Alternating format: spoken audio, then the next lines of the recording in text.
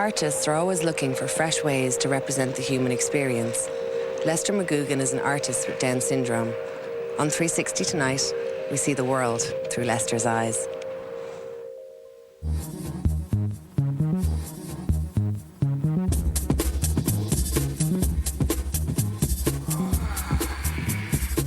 Good morning. Good morning, Mr. Office.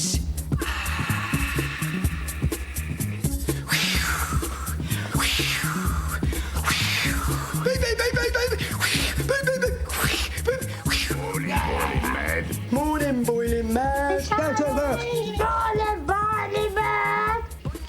Oh, Lester's a young man who's 24. He has the conditions Down syndrome, and fortunately, he's come out with a wonderful talent as an artist. He's an incredibly observational person and has a very good memory for remembering people and situations from events that have happened around him.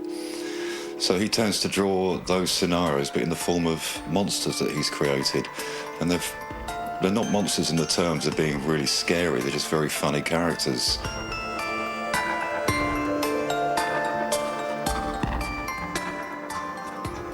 I guess he feels most comfortable drawing in the living room when the soaps are on, be it Emmerdale, Coronation Street or EastEnders. La la la la. La la la la la. He'll watch the show and carry on drawing, but his monsters that he draws, or his characters, don't reflect the people in those shows. I guess it's some way of him relaxing his brain and making the pure drawings that he does just come out.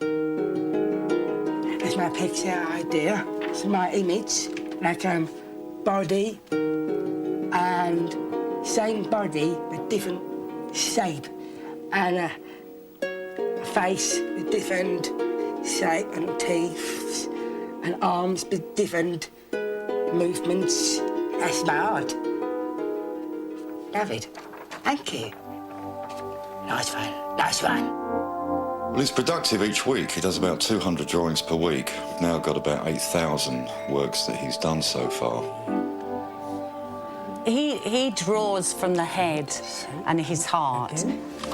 He has always said that he draws what he sees. Nice, You have to try and get inside Lester's head to see where he's actually coming from, and it's a great place to be.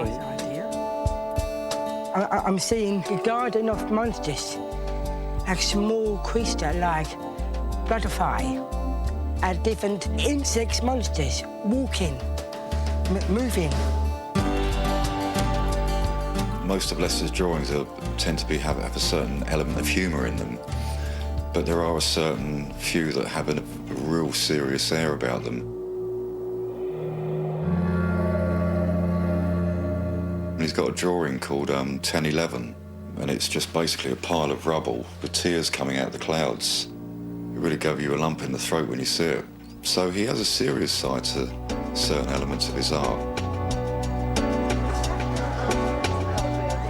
When Lester was born, I got a call from Guy's Hospital to say, Mr. McGugan, you've got a son, he's got Down syndrome, sorry about that, and they put the phone down.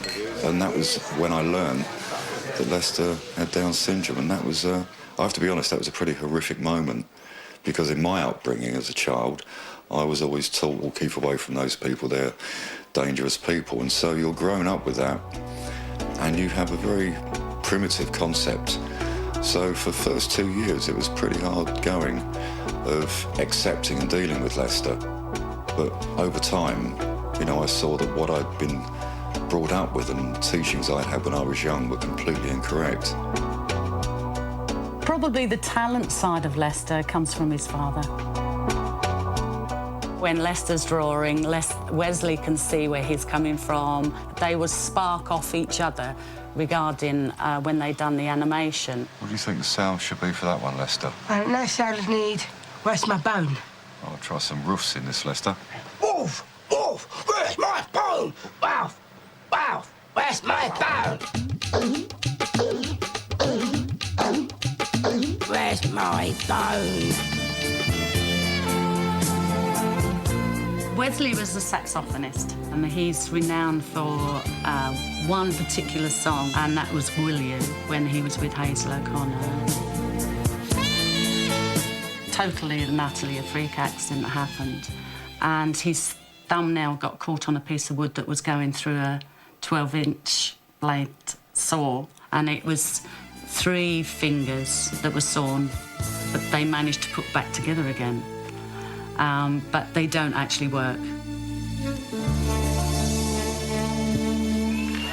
And now, through not being able to play, which has been now 10 years, I've gone back to learning how to help Lester, and in order to help him best, I need to be really good on a computer, really good at his graphics programs and film editing and animation. And I've kind of just taught myself again as though I was learning the saxophone.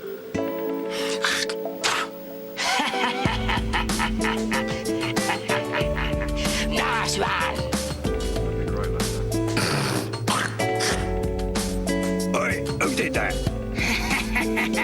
Nice one. At Friary Gardens, where Lester works 2 days a week now, he's outside. He loves to be outside. And to actually see something grow from a seed into a plant, for him, is absolutely astounding. And he just loves to see it. And I think it shows in his art, too, because he starts somewhere when he's drawing, and he sees the finished article. I've noticed since he's been here that his voice has been listened to. It's given other people confidence. And because he's not afraid to try things, I think quite a lot of people have taken his lead too.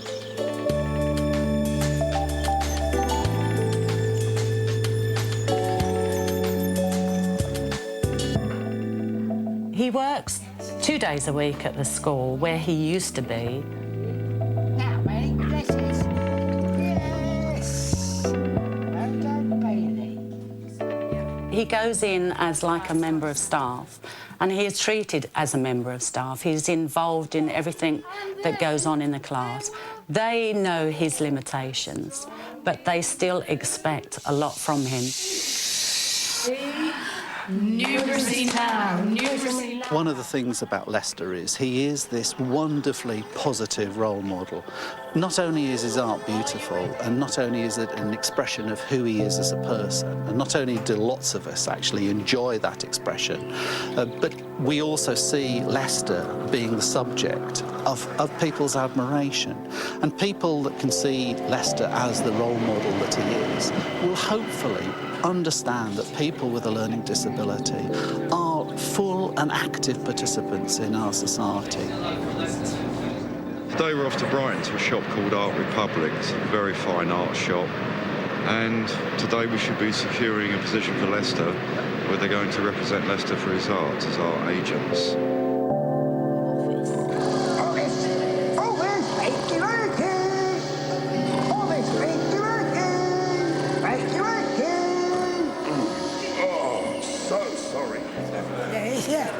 Hey, Lauren! Hey!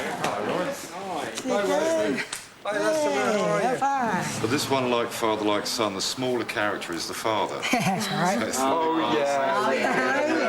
You got it the wrong way around, didn't you?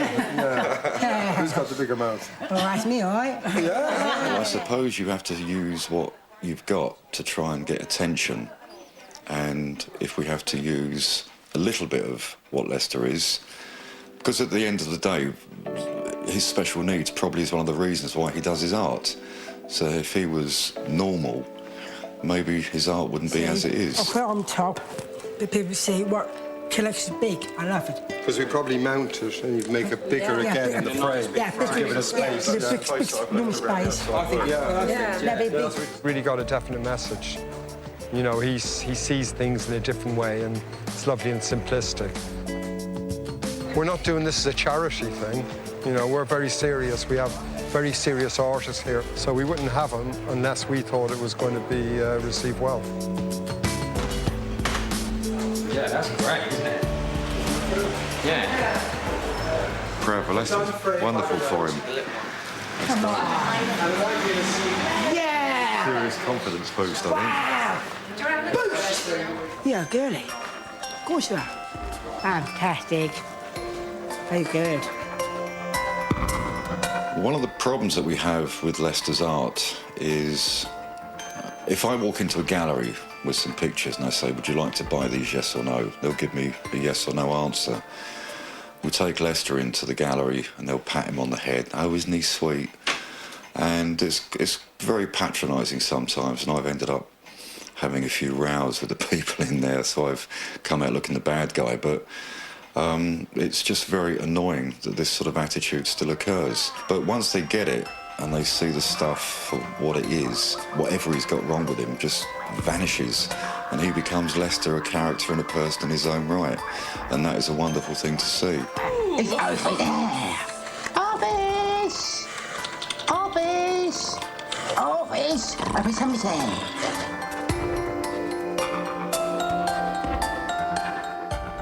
Keep an eye out for Leicester's work.